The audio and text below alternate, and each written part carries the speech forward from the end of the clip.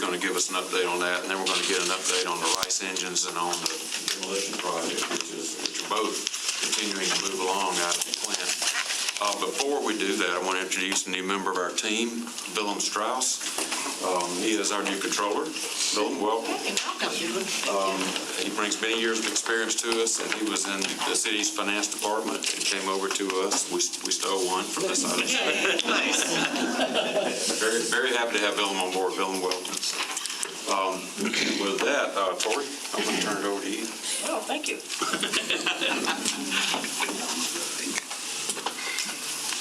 Okay, Tori Bombard, fuel manager. I don't know after this meeting. You'll be fine. Come now. Okay. Good Lord. As you can see, the top line of this slide, fuel prices since March have went up 97%. Today's fuel price, just so we know, for dispatch is $9.15. So we had been looking at $4.56 gas, and it just went to $9, okay? So what is happening, okay? I've already said to you, inventory, weather, events, okay? Well, it is right now. Inventory is 17.3 less than last year at this time, okay? And that's been because we've seen some unusual things that happen in the weather. Remember, weather will affect your inventory. Usually when you're offshore a month, like in April and May, when the weather's nice, we can build up our inventory. But if your weather continues to stay unusual, if it's unusually hot or unusually cold, we were unable to build up that storage. So we're going into the summer now, where we're producing, but it's not enough to keep, increasing the reserves of our natural gas. So the market's in this fearful state, okay? Then we have the event, of course, with Russia. We used to export about 5% with our LNG. We're up to 21%. So that has now put a premium on our domestic gas, okay, about 10%. So if Europe's gas is like $30 an M, take 3% at $3 and it gets added to ours right now because producers want, they want to make more money, okay? And then you top it off with, we've got an administration right now that is wanting clean energy, okay? Well, there is a cost to clean energy. It doesn't come free, okay? And they can do things to the fossil energy to make it more difficult for them. They can limit pipelines permits. They can limit expanding leases on federal lands to drill. And now producers, they have problems with their investors. Well, do I want to invest in this? So they've got, investors are requiring a higher return if they're going to invest in these industries. And it takes capital to drill. We're seeing inflation in this country. Wages go up for them, steel, costs, things like that. So all these things have contributed to these higher natural gas prices. Let's move to the next slide. So what have we been doing, to mitigate our costs, to help our ratepayers? Well, we have two types of hedges. We do financial hedges, that is cash. I receive cash. We deposit in our bank account. And I do base load, where I actually get the commodity, the gas, okay?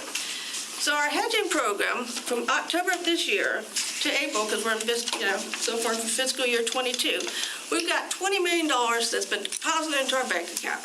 Our actual expenditures that I stroked a check for were $93.7 million, reduced our costs down. But in May to September, I'm projecting our cost to get, to be in the,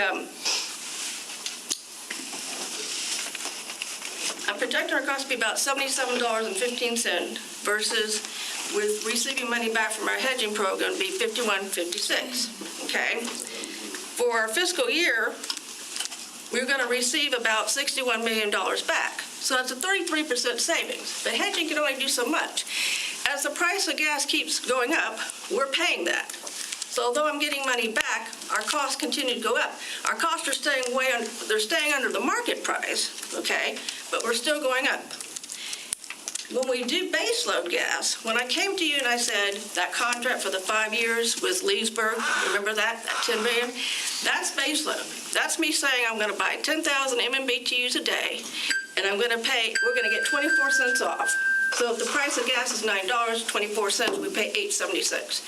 It helps us know what our reliability, we know we got supply coming, and it helps us with a physical hedge of gas.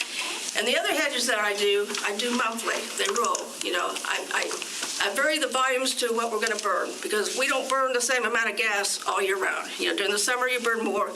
During October, November you burn less. Winter up. Okay, so then we do a rolling type. So in my next slides, you know, I'll go into more detail on these topics. But for right now, let's go to the next slide. So when you're looking right here, this red box, that represents, that's the actual settlement of the index. Okay, so that's what I said. We're $4.53, we went to $9. Gas is $9.15. When I was here last in April, we were right here. We were $7.50 gas. Okay? When I put together a forecast, I use this forward curve because this black line represents what I can go out. The mini rock, we just hedged. You know, I can get $5 options. You know, we can get these $8, you know, almost $9 options, okay? So I'm putting the budget together based on this information, okay? We have never seen where I come to you guys, you know, and it just keeps escalating. And I don't know when it's going to stop. You know, I don't know when the downturn's going to come, you know? We're in unprecedented times right now. You know, we've never just seen gas double in 3 months. Usually it goes up 25, 50 cents. So it's been very challenging for me to make a forecast. And I'm like, I did not foresee when we didn't raise our rates in April, I thought, yeah, around here, it won't be so bad. But now we're at 9. And that's why, you know, this is where we're at right now. Let's go to the next slide. So these are things I try to do. This is programmatic. This is what I'm talking about with base loading. What base loading is, in the month of May, we paid $7.26, okay? I'm base loading about 70% of our gas. And what it does is I know that set of volume, I pay that. Doesn't matter, the gas went up to $9.42. I paid $7.26 for 70% of the gas. The other 30%, yeah, I did. You know, I can't base load 100% because something could happen. We could have an outage, or maybe, you know, there's an unknown. Maybe we don't need that much gas. Maybe it was cheaper to purchase power than to produce it. But what I've been doing to help mitigate our cost is I've been base loading more to keep us more stable on our fuel prices and to make the hedges be more effective, okay? And it's also for risk. I know I've got gas to generate power. You know, we're going to have gas because right now, with a lot of coal switching over to gas, the pipes are going to be fully allocated. So I know I've already locked down our supply. So that's what the base load does. So go to the next slide. This is the cash side, okay? So right here, you can see in June, it costed us, our net cost is $44.69. I'm stroking a check, our actual cost is $82.58. But because we're getting cash back from somebody else, you know, we're only costing our ratepayer $44.69. The fuel rate is $40. That means I'm under recovering $4.69. That means in July, I'm estimating our net cost to be $55.65, $57.55. So we can't keep a $40 fuel rate because we will continue to under recover. And fuel's a pass-through. Whatever our cost is, we don't make profit on it. But you can see this hedging program, that is the reason we haven't raised our rates since April of 2021. Because Gina DeCovey, Jess Stearns, myself, for the mini rock. We got together and we said, hey, gas is $2.50. It's not always going to stay that long. Yeah. And our hedging program allowed us to go up $36. So we loaded up. And so we have been reaping the benefits. But as time goes on and we keep putting on those hedges, we get closer and closer to the market. It's still helping you. But remember, hedging wasn't about making money. Hedging was to cap your costs so you can budget, so that you know what your expenses are going to be, and to mitigate risk, okay? Every other utility has already increased the rates 10 to 18% because the investor-owned utilities, they couldn't hedge. The Public Service Commission said, no more hedging. It's only the munis. And that is why we have done so well, okay? But I'm just showing you, but as time goes on, our hedges get closer and closer. Now, I will say this, we did go out again, and we've had some $3 gas. But for this period of time, this is our snapshot in time. Let's go next. So to kind of help you out here, the little green lines right here, that's the cash I'm getting back, okay? So real expense is $27 million, but I got 8.9 back. So it reduced our cost down to $18 million. So from this time period, the next rolling 12 months, I'm saying our budget's going to be $253 million. I anticipate the little green lines, the cash back being about 42.9, net down to our budget of $219 million. I'm not used to having a budget this big. Usually the budget was about, last year was $133 million, okay? So it's increasing because every dollar, we have about 24 million MMBTUs we burn. So for every dollar, fuel budget goes up $24 million. So we've just been seeing our costs increase. But like I said, we still have, the financial hedges. So we want to go to the next slide. So this is the bad news. Here's the $40, okay? We're at about 15 million reserves. I'm under recovering $5.1 million every month. By September, end of our fiscal year, we will have no fuel reserves left. We'll be at goose egg, okay? If we do not raise our rates. If we raise our rates to $50, we will be at goose egg by November. I'm under recovering $2 billion. If we raise our rates to 60, we can get back to a 20 million reserve. Now you guys are used to seeing this $20 million reserve here because that's 15% of our fuel budget. We used to be 133 million, okay? So now take 15% and really our reserve should be closer to the 30. But I'm only asking to get us back to here right now, okay? So without a rate increase, we will have no money, left. And I'm spending $27 million a month. So we're going to need to recover our cost. If you go to the next slide, even with us raising our cost, okay, we'll be at 124.87. OUC will be at 124. Tallahassee is 119. JEA is 126. And GRU is 152. So we are still right with our peers, okay? Like I said, they hadn't increased their rates. They had been increasing their rates, way back. This has been us since April. We haven't, okay? So we're family, our financial hedges are, starting to taper off, so we're having to now, okay?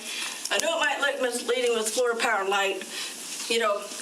When I go to get the rate information, I go to the Florida Municipal Electric Association. They only have the rates to March.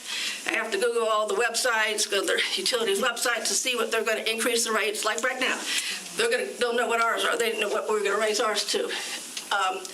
But Florida Power and Light is not without. It's going to have to raise rates too. We're all in the same boat, unless they have their own wells that we don't know about.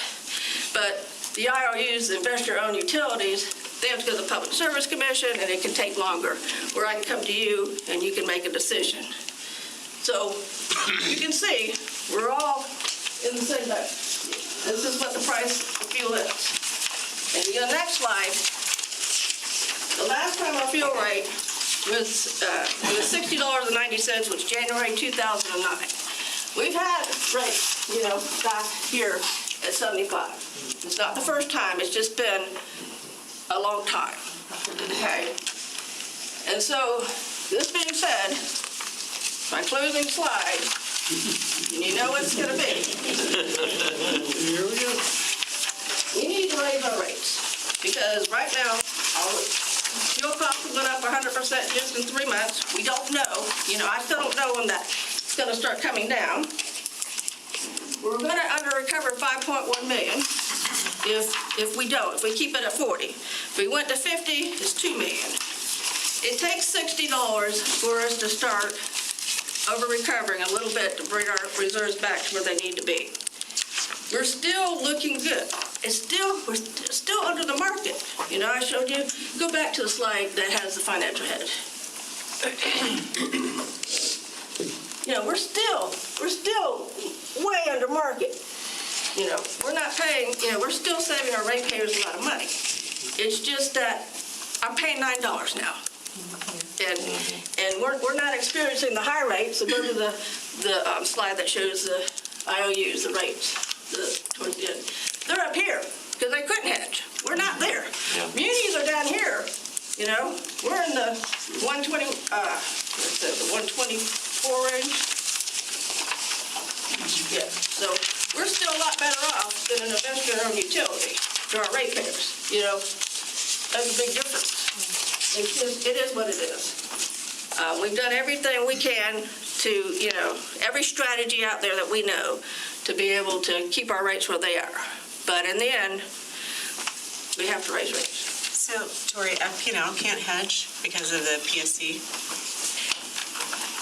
The PSC, a couple years back, I think time flies, either 2 or 3, they banned hedging because the price of gas was $2.50. And at that time, why are you hedging? You know, well, it hedges on insurance. You're trying to cap your costs, okay?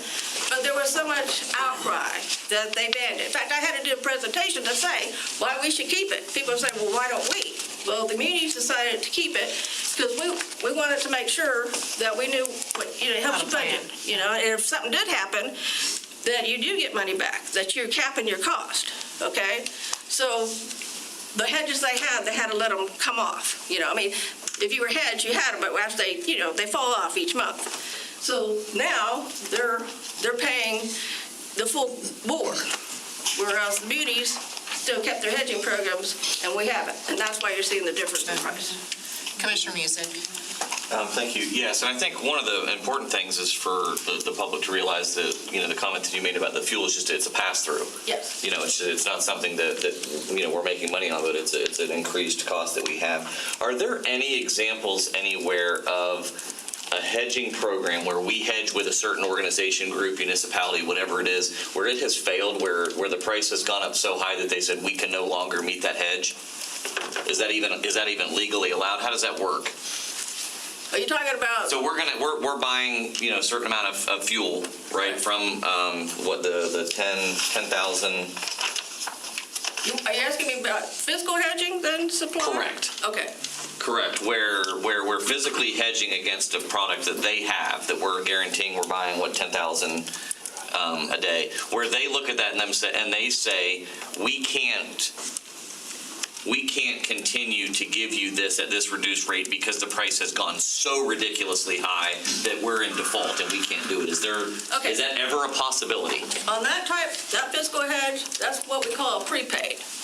And it's only allowed for non-exempt entities because the IRS tax code allows us to do a municipal bond that's tax exempt. Okay. That helps the producer. And so there's a spread between what a taxable bond is and what the munis get.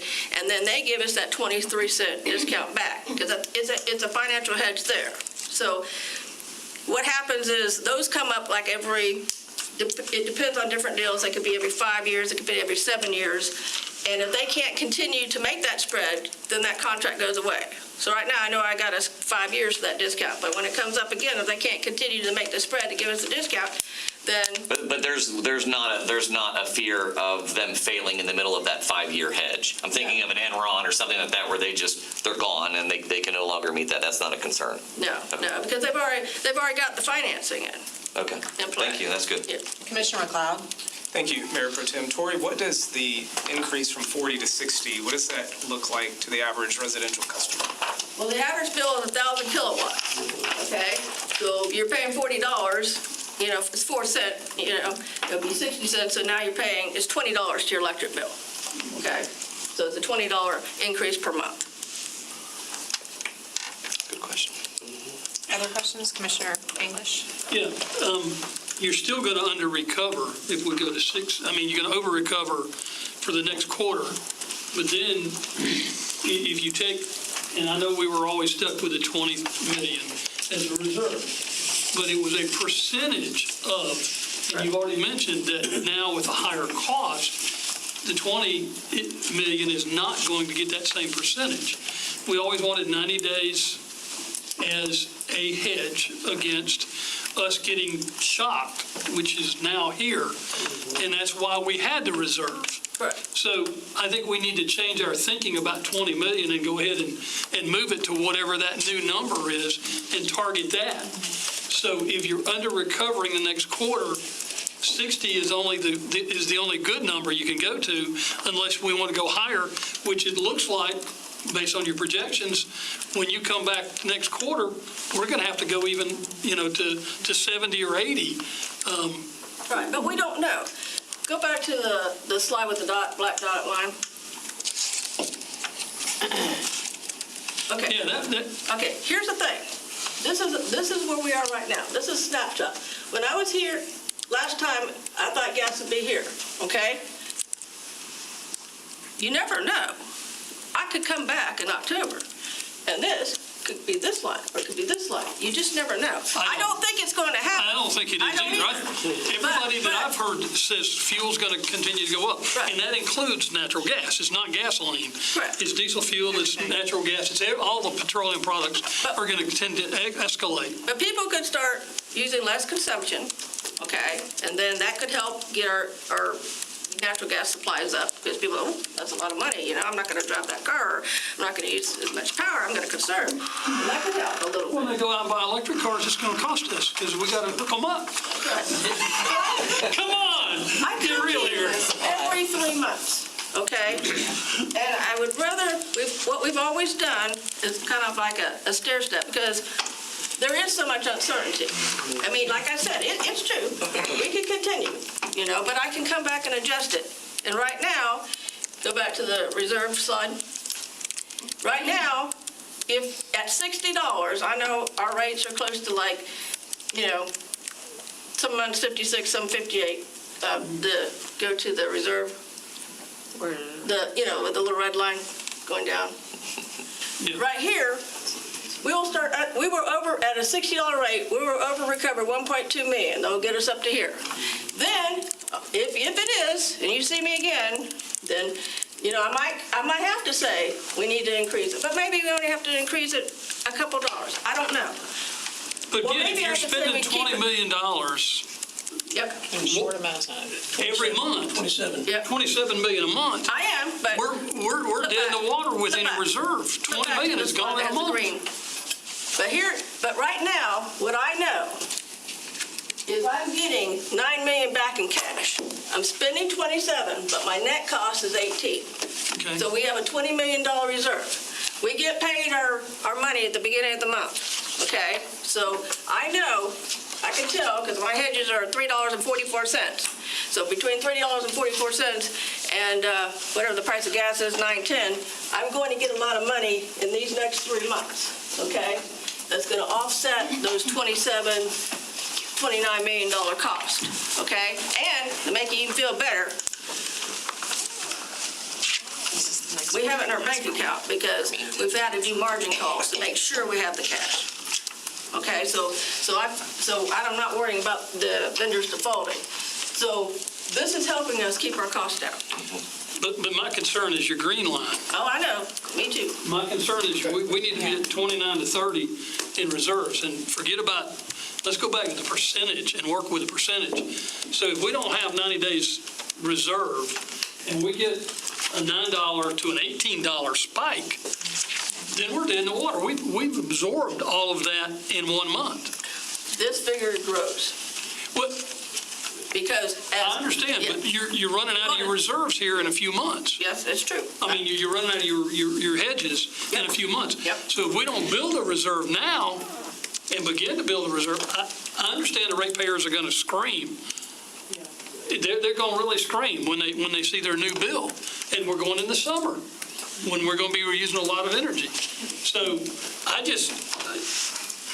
can't see where we can't go to 60 or maybe even higher. I'm Mayor, sorry. also, go back to the slide with the forward curve, the one that has the Red line. Yeah. Right now, the market thinks the price of fuel is going to come down about this time. This is a snapshot. So the budget was built that at this time, we'll have higher costs in the summer and winter. But if the markets come off, then, at that, when we're having the $60 rates, then we'll be able to start over-recovering more this time. But it's 9 months away. I know, but It is 9 months away. So I what always we're think going to do in December, when everybody turns their heat on, and we're recovering at 60, and we really should be recovering at 75. Well, I'll be here in I know. September saying, if we need to up it for the next 3 months, saying this is where we need to be. I mean, it's up to you. If you want to raise it higher, that's why we're coming to you. But what I've been trying to do is, Like, is that what you're leaning towards? Yeah, I'm leaning towards, He's leaning towards at a minimum of 60, but I really think we need to over-recover before, so we can get back to the green line, the 29 or 30 million, whatever that green reserve line is. Because it was always the commission's choice to say that we need X percentage of the fuel budget in reserves. And now that we've adjusted with the higher cost, coal's not coming in anymore. The only source we've got is natural gas. Right. So with natural gas, and this is one of the things that me and some other former committee members had talked about, is you got a sole source. When you got a sole source, you're stuck with what you got. well, let me help you out there. I know you got multiple gas lines, but Yeah, but here's the thing. Even with coal right now, okay? Because there's been so many coal plants that have shut down. And people, we've chopped up the trains. They've let people go with, not as many locomotives. The price of coal has escalated too. And there's shortages trying to get in. I mean, in part of the pool, we're on coal conservation. They only can run it, they can't get supply because they've closed mines down. So, well, this clean energy is going to... It's all over. It's not going to be just like a- expensive for the middle guy, and I thought everybody was supposed to be for the middleman, middle income people. Commissioner Music? So, and I don't disagree with a good chunk of what you're saying, but do you think though that if we stair step it as opposed to, because you're going to be back here in a couple of months, Exactly. right? To be able to, as opposed to just taking it and all of a sudden shooting it to the moon because we need to have that, that 90-day or that percentage, it sure is a lot more comfortable than everybody with all of the other cost increases that we're having, to say, okay, we have to do this because we've got to be in protection mode. We've got to guard that amount of money. But I would feel a lot more comfortable doing it in a stair step method. Well, we've for sure. always tried to do it in a stair step and look at her projections. And if you're saying that 60 works, 60 works now. right? Yeah. But I'm saying in 3 months, we may be at Agreed. 80 or 85 Agreed. even. Yeah. So I just, as a precautionary step, I think it just needs to be put out there that we don't know where it's going to land. You've always done a great job, Tori, of trying to figure it out. But 60 gets us to the 20 million reserves. But we're still not at the percentage that's in the statute or the... Right. The recommendation. But it always says over a 12-month period. So I don't have to do it instantly. No. Yeah, but I have to But be... if the price continues to Right. escalate... If the price continues, if you see me here earlier, run. You know what that means. You know what I'm saying? You know that building's right here, the chart. And this is why we meet every month too, because we are nimble enough that we can be responsive. Exactly. Commissioner Walker? No, I was just going to piggyback on what, I think Commissioner Music is saying. I would look forward to say is we have done staff stepping. Right. Because a big hit, as is a hit already, would be looked at, I think, even more of a outcry. But if we do it, because we know everyone is feeling the blunt as it is, because of what's happening in our market and the economy, especially so overall, but take it one step at a time, I think would be better for me. I think that the public can probably have a better appetite. And that's... Because it could, again, because like you said, you could be here again in 3 months next quarter. I don't have to come every 3 months. Yeah. You can come in July. If all of a sudden, next month's gas was 15, I would just be here and I'd say, I'm sorry, Right. 60 wasn't enough. I don't have to wait 3 months. But I agree. I'm just worried that if you overdo it, your phones, your computers, you're gonna be hearing We're ratepayers. trying to be sensitive to our customers. I just want to Yeah, we're trying to be sensitive to our customers who are also paying higher prices at the grocery store. Gas To the gas station. That's right. So we wanted to try to raise enough to balance things out and keep us stable, knowing that we could come back in 30 days if we need to. We can come back on an emergency basis if things spike. I think the whole industry underestimated how much this was going to spike. I don't know that we want to overestimate where it's going to go now and overreact and jerk around back and forth, but it certainly is a great point. We need to be prepared to do that if it goes there. And that's really my concern. Is we need Right. preparation, and I think everybody at the table needs to understand that if it spikes again, we're going to stair-step it big time. We may take another 20 added to what the 60 we got and go to 80. We'll be back in 30 days Right. if that happens. In 30 to 60 days, I'll see you in August. If it does not, though, if it does level out and we're able to continue with 60, we would prefer to do that because we're only talking fuel right now. We're doing a cost of service study right now as well. We're going to possibly be talking about a base rate increase on top of the fuel increase. So we want to try to keep this on as level a playing field as we can, as least impactful to our customers as we can, and then react to it quicker if we need to. But we don't want to send shockwaves to our customers unnecessarily. Commissioner Reed. Thank you. And again, I concur. I think Jack's made a good point.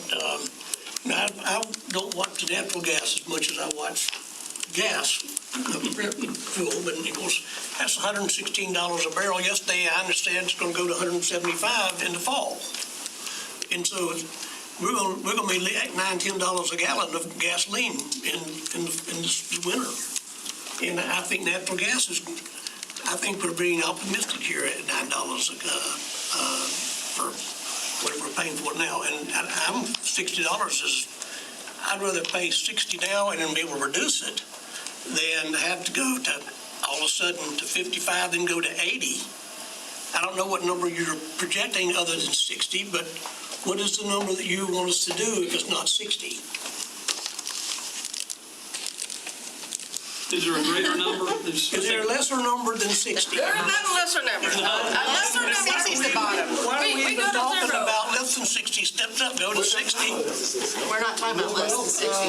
He's talking about going to You know, 75. doesn't bother me. I mean, we're all going to pay, and if I can sell it today because everybody can see it, and Right. every day they see it. And I can sell 65 today where they understand it.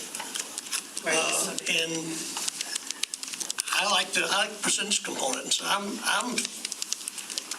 hate to say it, but 65 may be the good number. Well, I'll tell you this, if you take the whole budget for the 12 months, the weighted cost would be about 65, because that was saying with the $5 gas coming down. Subject to change, because we don't know what this is. But if I take it all together and divide it by 12, it weights to about 65. There'll be times when it's higher and then times when it's lower. Commissioner McLeod. Yeah, I would support going with 60. I know we don't know. We may, committee member English, be back having to look at a higher rate. We don't know. But if Tori's recommendation is to start with 60, and let's see what happens in the future, to try and be as gradual and as sensitive to the other price increases as others have mentioned that residents are seeing right now. That's what I would support. Commissioner Madden. Thank you, Mayor Pro Tem. So a couple of questions before I talk about the 60 or 65. So, Tori, when we're talking about the $20 million is kind of like the threshold, what was the percent of budget that was the original percentage of budget that we tried to keep our The fuel reserve? reserve is 15% of your fuel budget, and we were at $133 million last year. So if you take that, it's about $20 million. Okay, so what do you anticipate the budget being this year? 218. The gross budget is 250. 253, and I'm estimating after hedges about 210, sorry. And the 133 was a post-hedge budget Yes. last year? Yes, we hedged last year, it just, it netted out to think we got 9 million back in hedges, and it's netted out to 125, but gross expense 133. So 219 this year, So we and gotta then. go to 30 million. So we need it to be $30 million. That's why I put that, because that's really what the resolution says, that we can go up, we should be around that range, but not immediately. You can be under it sometimes and over it, but in a 12-month period, it needs to be around there. It's an aggregate. So at 60, do we reach that threshold of an average of $30 million? That'd be 65. At 60, go back to the reserve side, Marisol. What happens is it's when you see the little red line. We'll start over recovering 1.2 million during this time, the next from July to September, because our expenses are probably some months 56, 57, so we're over recovering at 60, Okay. And then it just depends. If cost continued, then we would start under recovering. If fuel prices came off, because October, November, and December, these are shoulder months. So normally, people don't consume as much. The weather's a little nicer. But you just never know. I mean, it depends on the weather all over the country. If all of a sudden we get a cold winter, then, prices will stay up. If not, if we see some relief with the weather, because the weather is a contributing factor to the natural gas storage. And that was what happened. We went into the summer not being able to recover because we had we had droughts, more energy issues, so the demand use is up. And right now, demand use is continuing staying up, and so keeping the prices up. Okay, so if I'm looking at that graph, though, as a percentage, is that a $30 million? Because, the yellow line's 20, but we went above it in the first of the year. So if you did that math, that would get us to $60 would get the average from the 25. No, that would not get us to a 30 average, because none of us reached. No, not right now. There's a green line. Right now, In the graph. we're below 20 million. Okay, so what I'm trying to do is to get us to start climbing back to the 20. So 60 puts us right here. And then, I don't know, in 3 months, when I come back to you, I'll have a better indication if we need to, what we But need it's to. not likely it's going to go sky high past the green line to give us an average of 30 million. Oh, no, I couldn't do that, no. So we're not even close. No. to our 15%. That And so would be this very, is just a resolution, it's not a mandate that we stay at the $30 million? no, it's a resolution that the commission approved that says that we should be 15%, but over a 12-month time. There could be times that I can be under it, there can be times I can be over it. I don't have to be there right now. But what we're going to be at September is our year end.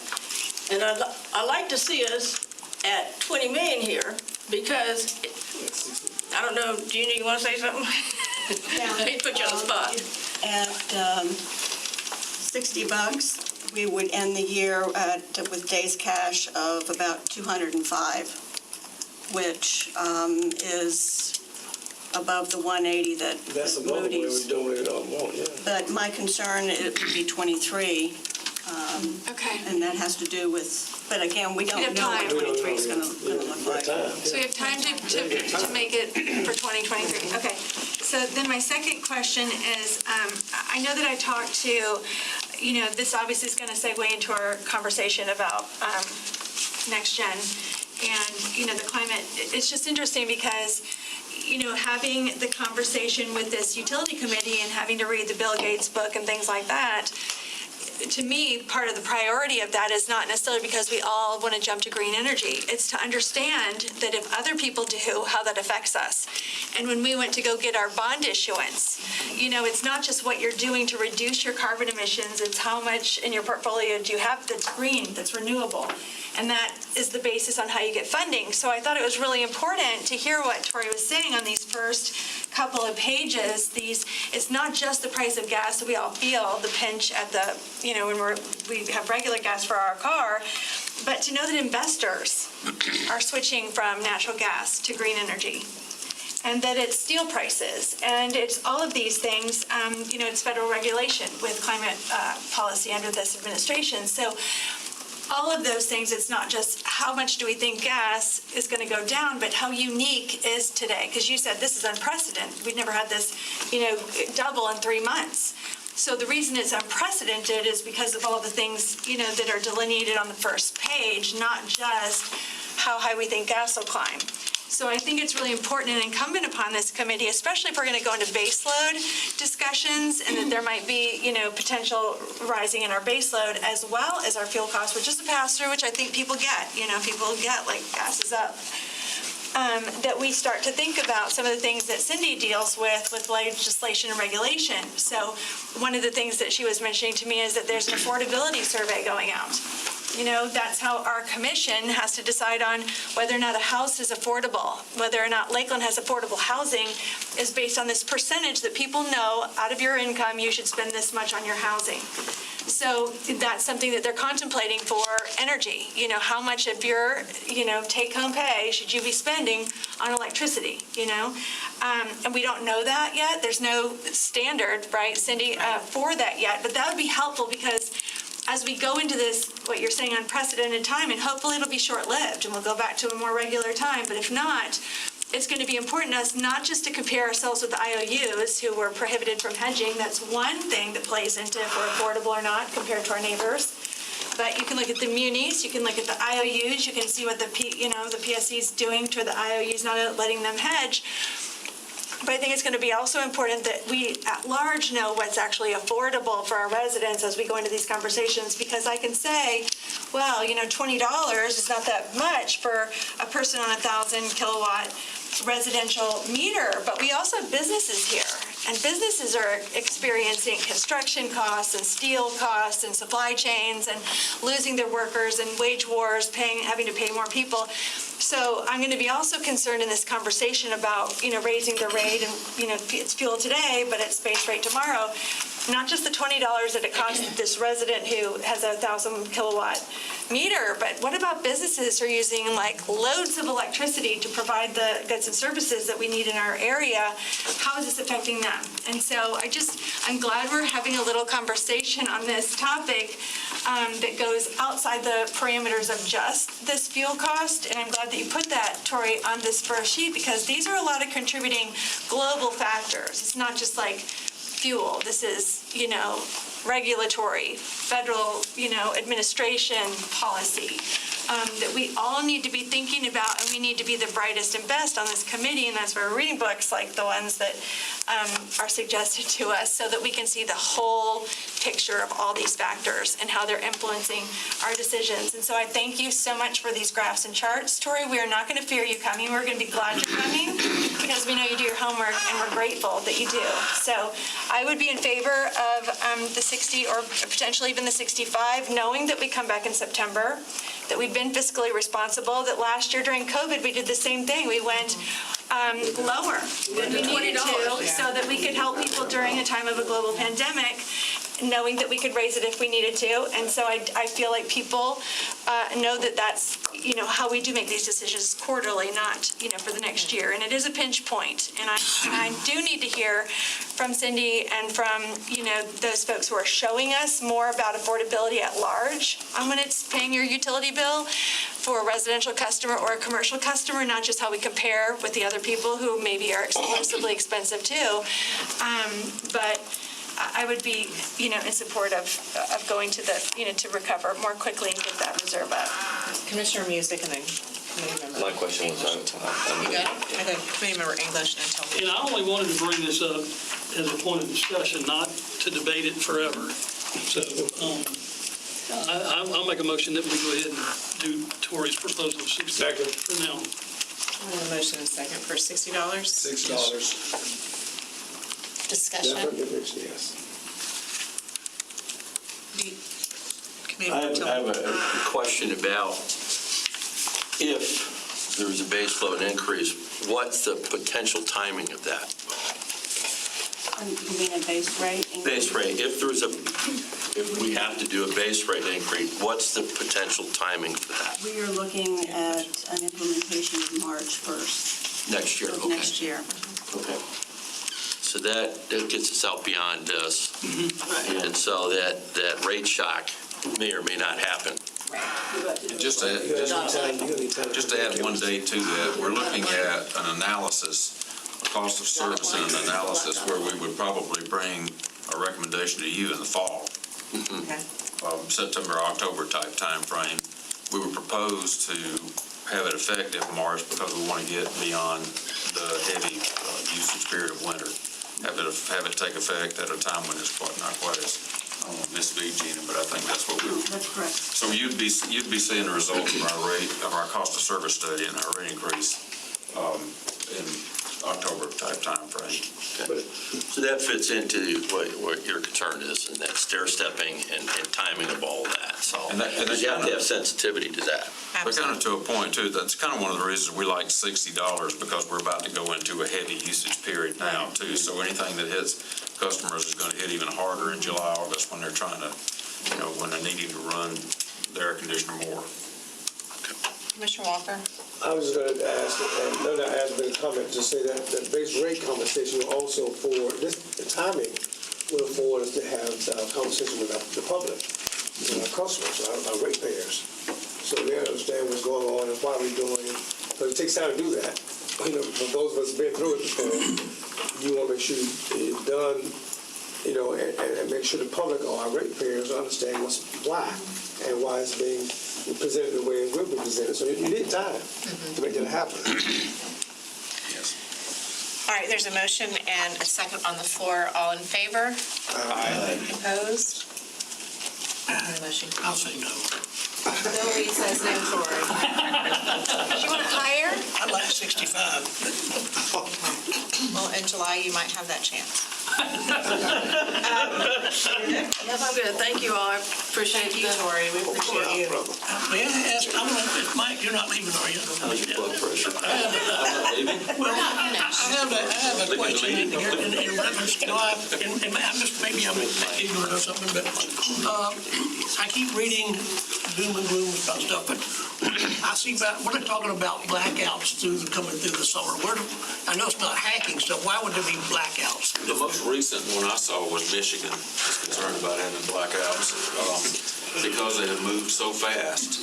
There's this kind of idea that we're just not doing renewables fast enough. And that troubles me that the big focus right now is we're not getting panels from China like we were, so we're just not doing renewables fast enough. The truth is, in my opinion, we're shutting down dispatchable too fast. We're not, I've mentioned this before, I've said renewables are great, they're not ready for prime time. There's just not enough. The math just doesn't add up. There's not enough renewable, and it's not reliable enough and dispatchable enough to replace all the base load we're shutting down. But utilities are doing the best they can to try to prepare for that. But I think recognizing that there's going to come a time when, if you have enough outages, we're losing reserve margin because of shutting these plants down. There's going to come a time. I mean, there's maybe not, hopefully not, but it's fairly likely there will come a time when we're not going to have enough dispatchable generation, and the renewable generation is not going to be there, and there's not enough battery, and there's going to be nothing left but to turn customers off. So is that probable for us as well? I don't think it's not nearly as probable here. There's still a good bit of reserve here, but so it's not as likely, but it does make me want to get the rice engines online as quickly as we can. Yeah, that's a nice segue. We'd like to be able to make sure we serve our customers. I don't want to create any sense that we're about to black people in Lakeland out, but I don't think that's coming. But Michigan, California has put so much renewable in. Recently they asked Diablo Canyon, which is a nuclear plant, if they could run a little longer. So I think people are starting to realize we kind of got a little over the skis, as the saying goes, with shutting down dispatchable generation in favor of renewable, which it is not apples and apples. Renewable, is not the same as dispatchable generation. It's just not. Thank you. Commissioner Madden. Thank you, Mayor Pro Tem. Mike, I really honestly, I hadn't really thought about it till you said that little, small sentences can have a big weight to them. When you said, we shut down our fossil, our coal to go to gas, which, you just kind of think of our silo. But if everybody, shut down their coal to go to gas, the demand on gas that would be, not just on renewable, because, I think that's like future focused, how fast can you build the solar, farms, even if you wanted to. but to have that immediate gas supply. So I'm just curious, with the pipelines that we use, as a percentage of folks who've been using those pipelines as their supply, who else in that mix has just decommissioned a coal plant and who has increased demand for gas? Is Well, that is kind of what Tori was talking about. It isn't just that we shut our coal plant down, it's that everybody did that. And that killed the demand for coal. And that is what is making it difficult for even OUC, which still burns coal, is they're having a hard time getting it, and they're paying a premium for what they do get. She mentioned too that we're at, the capacity demand on the pipelines is growing because of that, what you're talking about.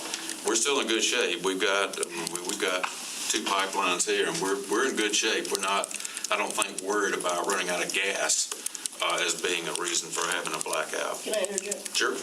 Part of, with the expansion for our pipeline, you approved us to increase our gas line capacity because FGT is going to build some more capacity for the man engine. So we're going to have more ability to flow in the pipe. They're increasing their capacity. But it still have an effect, I'm sorry. I don't know. No, yeah, you are. Because Music had his hand I'm up. always saying. Commissioner Music. We've been playing. Where is the majority of the natural gas that we get? Where is it produced and where does it start from to come down to us? It comes all over the place, Texas, Louisiana, Ohio. I mean,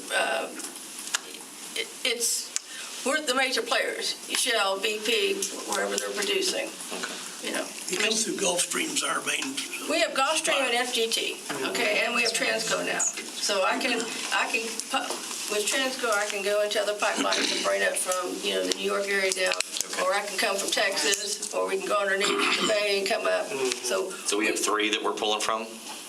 yes, the Transco flows is an interconnect, actually Sonat 2. We have 2 other that will interconnect into both Gulfstream or FGT. Okay. So that was another thing that you guys approved when I went to Leesburg to have me additional capacity there, because I was looking at that. I try to stay ahead to think, to make sure we have supply. Well, thank you for staying here. Commissioner Walker. I didn't see his hand. What are you going to eat? You forgot. You're going to miss me. No, I was going to say, but it's already been said, I think, as Mike has already mentioned, it all has an adverse effect, with what Commissioner Mann was sharing and all. It's a player, right? We're all playing in the sand together, and it has adverse effects if certain things start happening. And you've seen that. So a comment, the conventional wisdom was a few months ago that this could not happen. There were 2 points of conventional wisdom that everybody was proceeding on, and the gas could not do this, if you remember. And then we talked about, when we were talking about fuel diversity, and we talked about, well, if it does this, we'll all be in the same boat. This is what all being in the same boat. The same boat going down is still not fun. Maybe coal was not, the greatest fuel in the world, but diversity is a great idea. Diversity. That's right. like us to have it. Put it in our plans. Committee Member Tillman. Just piggyback a little bit on what Mike said about when, coal plants being shut down and not enough, for instance, solar panels being put in place. And there's another issue in that you don't hear about very often. When you do shut the plants down, you have a physics issue with moving energies, particularly in the Midwest and the West Coast, where you have the independent system operators doing that. One of the issues, working for a transmission company, one of the issues that we saw was once the plant shut down, you have to place the solar collectors. There's no transmission to move that energy. So now you have a transmission deficiency effect that piggybacks on top of all that. And so, like the first slide said, it's a multi-factor problem. Yes. And if we go too fast, which it seems we've done, now we gotta catch up. What about building transmission lines? Having to price up a transmission line in California, you talk about bureaucratic nightmare. I lost a lot of sleep. But the price, depending on what the public wants and perceives, as far as transmission placement is concerned, it becomes a major issue in a hurry. So, Thank you just for wanted to piggyback on that. And we have another presentation on next gen. So thank you all for your consideration on that issue. I know that's a difficult issue to discuss and vote on, and we appreciate it. Before we go, we're going to go right into the rice, but I did what I neglected a while ago to introduce Corey Bush to you. Corey is, you probably all know Corey, but Corey's a new capacity now. He is our AGM customer service. Oh, hey. Congratulations. So we will go. Here comes the cavalry. Where are they? Stay away. Dave Holdner is going to talk to us about where we stand on rice engines and deflation. So I'm David Holdner, Power Production Projects Coordinator, which that title doesn't mean anything. I run workforce management. I'm also the project manager for the rice plant. And, Commissioner Mark, Commissioner Madden, you guys said it right. I mean, what we're doing on the plant right now takes everybody. I mean, I look around the room here, finance, legal, the city clerk, all you guys being involved with this here. It takes all of us to make what's going on happen. So the first part we're going to talk about here is the demo. We do have some staff people here. Mike Dammer is the project lead for the demo project to make sure that we do it correctly and safely. And then I also have Mike Hebert and Hoyt Hughes here. They're helping me support on-site for the rice. They're both very senior operators. They know a lot about the plant, helping with the infrastructure, making sure that we get things in there. So I've asked them to attend just to make sure that they keep me straight on things, because I've only been here for 4 years. So the first thing we're going to talk about is demolition of unit 1, 2, and 3. Back in January, we began planning the repowering location of McIntosh Utilities. This is huge because with Unit 3 being the baseload plant, everything was tied to Unit 3. It was the mothership, and it was the baseload generation. And so now that everything's tied to that, and we're tearing down, we need to take it all away. And so we're having to move away from that, and a lot of our resources and things are going to do those utilities and change things over so that we can support the plant as a whole for long term. We did select Total Wrecking as our demolition contractor, and May 23rd, they show up on site. Right now, they're working on asbestos abatement. They got some lead abatement to do for some of the plant that's out there. They're working on some copper removal. They do have some equipment on site, and they're staffing up to actually demo the plant, and a lot of activity you see out there. It changes things for us out in the plant just because of the logistics. Right now, we're admin buildings on the southeast corner. All of our operating plants are in the north. And so we have to travel through the area, so we have extra restrictions to keep people safe, things like that. July demo of Unit 1 and 2 and other priority areas is what's on the schedule. The schedule's a little bit fluid because of the repower efforts that we have. We've all talked about the cost, the supply chain, stuff like that. We've been waiting on cable to arrive for months, and we just got notice that, we got another little bit of delay, which holds us up a little bit more, which holds us up from changes in that infrastructure. So, but priority areas, we're taking down the cooling towers. We're going to take out the circuit water pipe. We're getting rid of some of the copper. We're going to start on the east side of the plant, take out the scrubbers, the precipitators, and move forward. Current schedule has it second quarter 23 is when we're going to do the stack and boiler implosion on Unit 3. Those are basically the things that are going to be imploded. The rest of the stuff is just going to kind of be taken down. Coal yard demo and trestles in the third quarter, and we're looking for completion around fourth quarter of 23, which also happens to coincide with the completion of what the rice plant's going to be. So I got a couple pictures. This is just them pulling the asbestos siding off the cooling towers. This is transite, it's non-friable, but obviously from the aspect of the demo, first and foremost, number one is safety for our employees and for the people of the community, and number two is being environmentally conscious.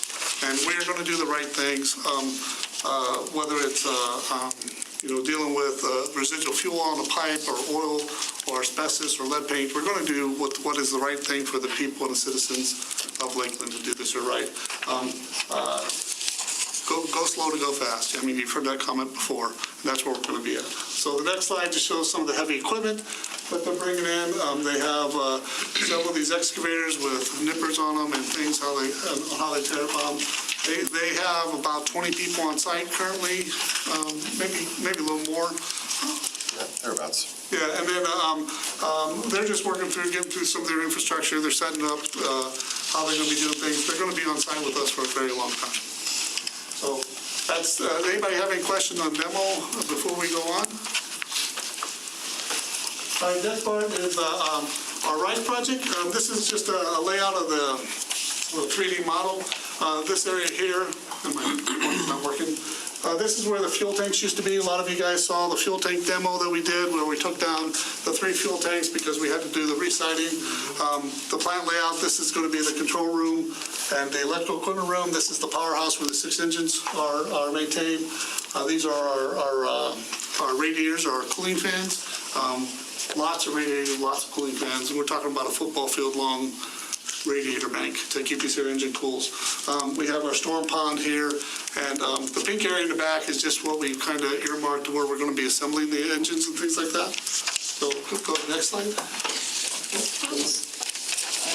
This is just a top view, kind of shows the layout a little bit more. So our cooling pond, just to make sure, we obviously fight with the water table out there because it's not very high. This is the air intake, just to keep the building cool, the powerhouse proper. These are silencers that we're installing the exhaust, the SCRs, the stacks are about 82 feet tall. This tank here is a heat recovery tank. In order to make the RISE engines to where they can start quickly, we need to keep them warm. Okay, and so we are going to do 2 steps to make these here quick start. We're going to keep them warm, and we're also going to keep them lubricated, and that'll allow us to start and hit the line in about a minute and get us to full load in about 3 minutes. And so that's 0 to 120 megawatts in about 3 minutes. So it'll be really impressive. So, all right, next slide. Looking inside the building here, we have just some infrastructure, some air compressors. These are our starting air compressor tanks. We've actually sized the system to where we can start these machines with none of my starting air compressors running. I can start every machine twice, and I can start all the machines within an hour, and I can refill the tanks within an hour. Okay, and again, this is the reliability, because based on the information that Paul Ships has given us and what they're going to market this at and how solar works, if you think about how the curve works, when you go to start up your day, it's dark outside, solar's not quite on, people are getting up, oh, we need power to come up. These guys start. Then they run. Then solar clicks on, oh, I don't need that power no more because solar's coming on. I need to turn them off. Then these guys will turn off. So they'll run for maybe an hour or 2 in the morning. And then what happens is solar come up, and then your base load plants get up, and you got the load. And then you have that peak in the middle of the day where everybody's turning on the air conditioner, getting home, making dinner.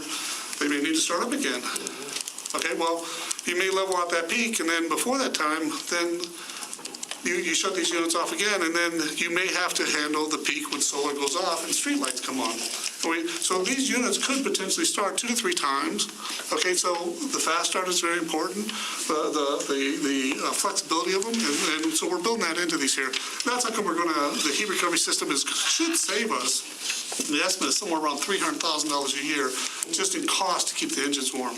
And that was at last year's fuel prices, not this year's, so it's probably even more now. So construction permit went through with no issue for our air permit. We're all set there. And Sean McGinnis just told me he got an email from the DEP that we got our site permit. We haven't looked at it yet, but that starts our contesting period. So now the public can respond on that permit, as we understand it. And so if all that goes well, they have 30 days. That would give that to us around the first part of July. We have had to do a few minor changes and enhancements to the plant. When we initially built the plant out, we paid a little bit extra for some additional silencing. As we got into the design phase, we had to put a little bit more silencing, and so I'm into my contingency on my MAN contract a little bit on that.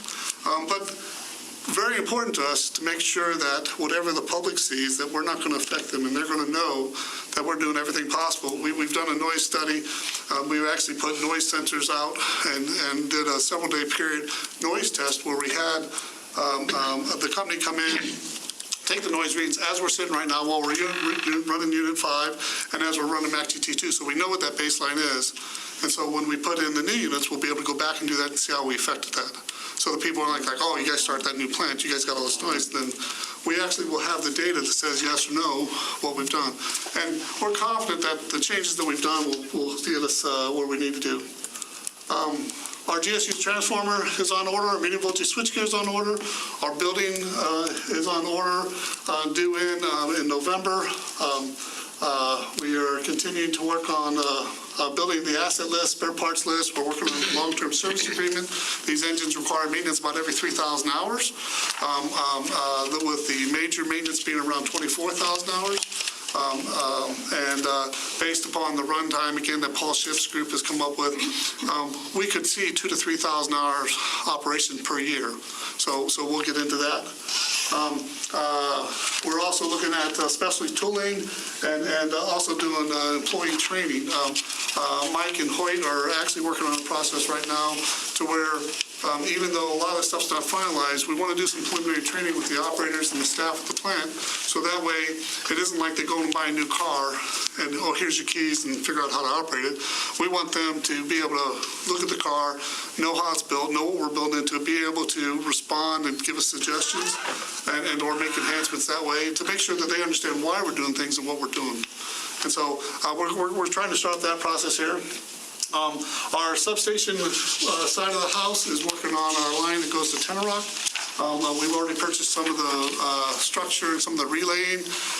We look to have that transmission line built probably about April to May of 2023. They'll have that completed. All right, next slide, please. Right now, moving forward, what we're looking at is with our site permitting go through, that allows us to do a groundbreaking. We're hoping to do that in the first part of July. Our engines are actually complete. They're sitting over in France right now. They're all complete, ready to be shipped, except for we need to do the testing on them.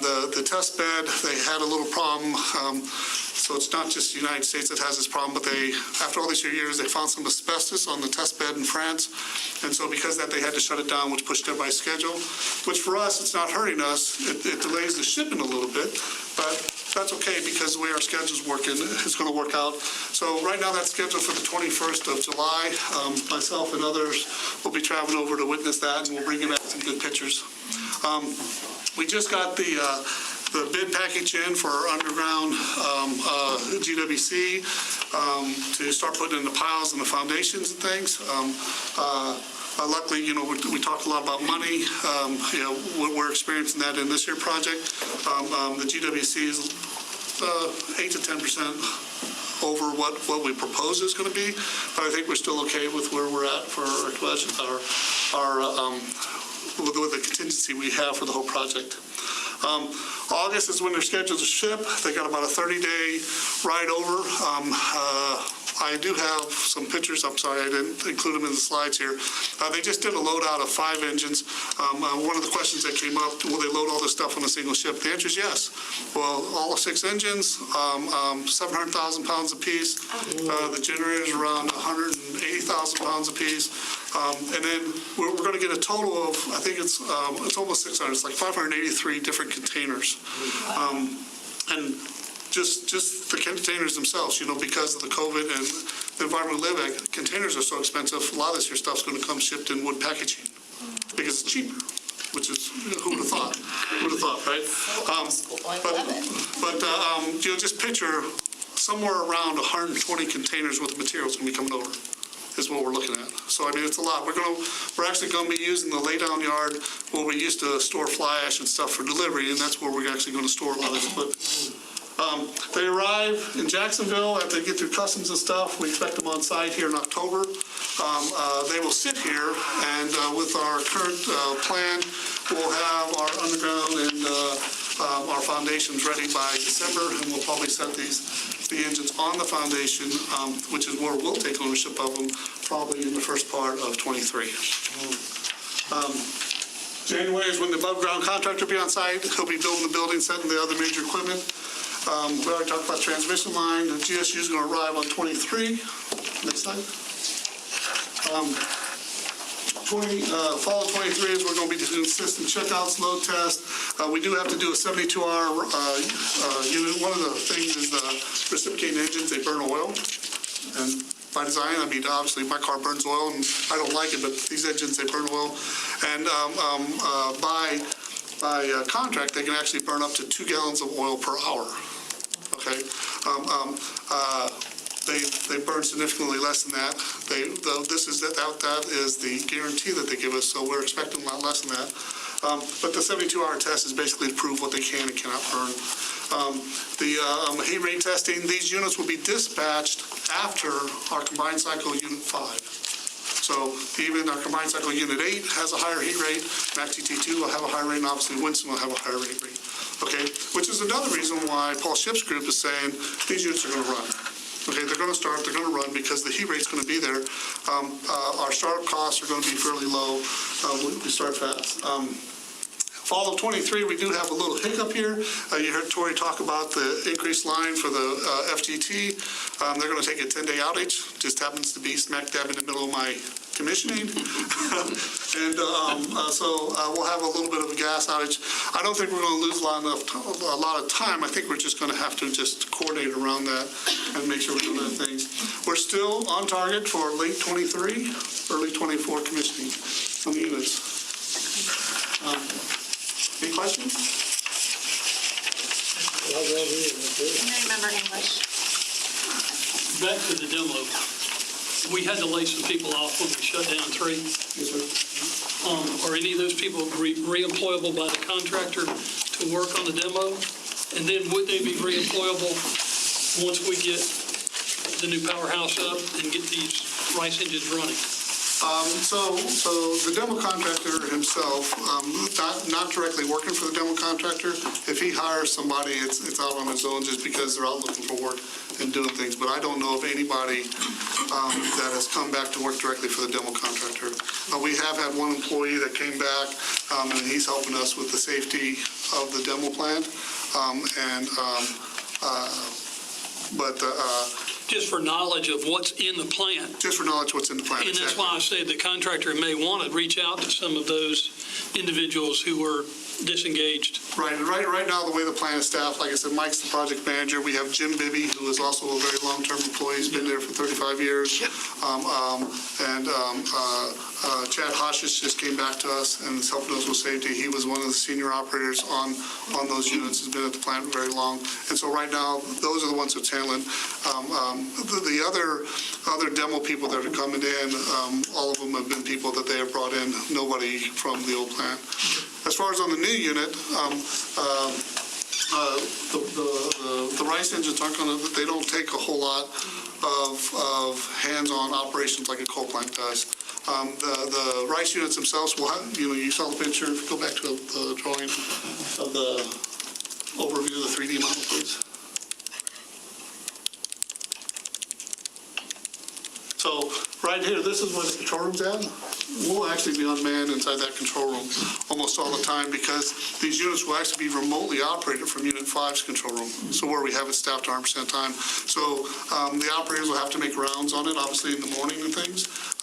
Inside, while the units are running, the environment inside the powerhouse is not very convenient to be walking in. I mean, the ventilation itself that we bring in to keep the building cool and stuff is right at 30 miles an hour. So as you walk by, the temperatures are in the 110, 120 degree range, and the noise is like a jet engine taking off, 130 dB. You're in double hearing protection, things like that. So you won't have a lot of that other interface. But we are currently utilizing the plant staff that we have for the build-out, and we're going to incorporate some of the people that's inside the shops and things, so that way they can get hands-on, touchy-feely when we're building it. But right now, there's not really that extra need to bring those other people back. Just concerned about the people that we had to let go. I understand. If there's a need to use them again, can we get them back? Yeah, my plant management has told me what I need to do to support the plant, to make sure it starts right, that we'll get the resources that we need. Other questions? Thank you, sir. You're welcome. Very exciting. Ms. Sirianni, I think we have two I items. just have two items for you today. The first one is an agreement with Chara LLC. This is an agreement for the removal of solids from our processed water ponds out at McIntosh. We currently have 4 existing processed water ponds where Unit 3's processed water drains into. Part of what Chara would be doing is to remove those solids from that pond, and those solids include the gypsum, fly ash, and various soils, and then those solids will be relocated to our on-site permitted byproduct storage area. And during that process, all of that is to ultimately close the byproduct storage area in compliance with Environmental Protection Agency's CCR rule, the coal combustion residual rule. We went out in February 2022 for RFPs. We received 2 responses for those. One was from Bionomic, the other one was from Chara. After evaluation, Chara was determined to be the most qualified, lowest cost contractor for the services. The total of that is $1,082,633. Chara is scheduled to complete that work within a 4-month period. So we're looking at a completion by October of 2022. The cost of the work, again, includes labor, materials, equipment, and that is included in Lakeland Electric's FY22 budgets. Do you have a motion? Yes, sir. I'll move that. Okay. There's a motion from Commissioner English. Second. Any questions, sir? Yeah, who wrote the scope of work for this project? The staff worked on the scope of work. Okay, because when you go down the scope of work, typically chronologically, you go alphabetic. There's a skip from F to M on page 11. I'm wondering if there were some items that were deleted previously or were deleted based on negotiations with the contractor. Typically, You know what I'm saying? I figured it's your question. when we issue the bid or the RFP, part of that initial goes out, and then there is a negotiation process that takes place. So we do negotiate with the contractor for certain items that are revised or a negotiated final agreement, which is part of that. And you're saying page 11? I believe it's page 11. Is none of the RFP? I think it Scope might. of work in the delineation of I scope of think work. it just might be a typo with regard to the lettering. That's what it looks like. Yeah. Yeah, that is a I just didn't want. Sean's saying that that's what it is. Yeah, during the writing of it, some things got moved around, and I think that the lettering didn't catch up to it at the end. Okay, and I just want to make sure that wasn't something that was divulged to the contractor and then removed during negotiations or whatever. I just want to make sure that everybody was clear on that delineation of the new. No, and when we go through the negotiation process, both sides make changes. We don't bring anything to you until the other side sees it and approves as well, because what we present to you is a final negotiated agreement. Just one of them clerical things. Thank you. Sorry. It's just me. I like it. Seeing no other questions, all in favor? Opposed? Okay. The second item we have is a software agreement with Tivuti. This is for a learning management system software platform. The current existing one that Lakeland Electric uses has been, no longer will be supported. So with regard to that, in the last year, we've basically been doing training, hands-on training without using that type of system. This software solution will enable Lakeland Electric to build various modules of training, educational programs, that type of thing, to train a variety of different employees. Up to about 1,500 users will be able to use the system. And this is for compliance for NERC, FERC requirements, also safety requirements and meeting those, training for the substation and other training for employees. We initially went out for an RFP in January of 2021. What staff determined is that the pricing and scope did not did not meet with what we were looking for, so we continued to conduct manual training versus going out and getting the software. So then we went out again in April of 2022 and reached out and looked at, received 2 different quotes. And we got those one from Tavuti, which the first year under the software agreement was for $17,500. The other vendor, Cornerstone Merrick, came back at $43,500 per year. Once we began the negotiation process with Tavuti, we found that a 3-year agreement was probably the most cost-effective agreement, and that total price came in at $56,500. That pricing is firm for the 3-year period. It contains one additional 3-year option of renewal, which would be up to a 5% price increase for that. But during the first initial term, there will be no price increases, and the total of that is $56,500. The first year of the $21,500 cost is included in Lakeland Electric's FY22 budget.